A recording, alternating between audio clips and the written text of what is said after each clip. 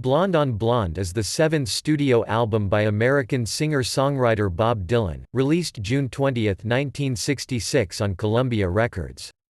Recording sessions began in New York in October 1965 with numerous backing musicians, including members of Dylan's live backing band, the Hawks. Though sessions continued until January 1966, they yielded only one track that made it onto the final album, One of Us Must Know.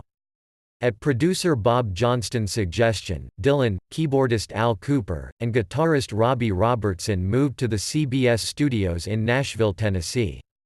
These sessions, augmented by some of Nashville's top session musicians, were more fruitful, and in February and March all the remaining songs for the album were recorded. Blonde on Blonde completed the trilogy of rock albums that Dylan recorded in 1965 and 1966, starting with Bringing It All Back Home and Highway 61 Revisited. Critics often rank Blonde on Blonde as one of the greatest albums of all time.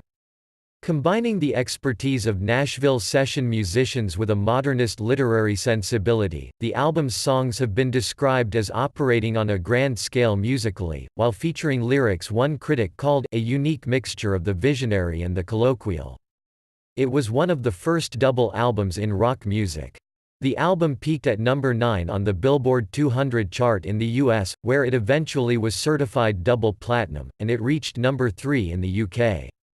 Blonde on Blonde spawned two singles that were top 20 hits in the US, Rainy Day Women No. 12 and 35 and I Want You. Two additional songs, Just Like a Woman and Visions of Johanna, have been named as among Dylan's greatest compositions and were featured in Rolling Stone's 500 Greatest Songs of All Time list.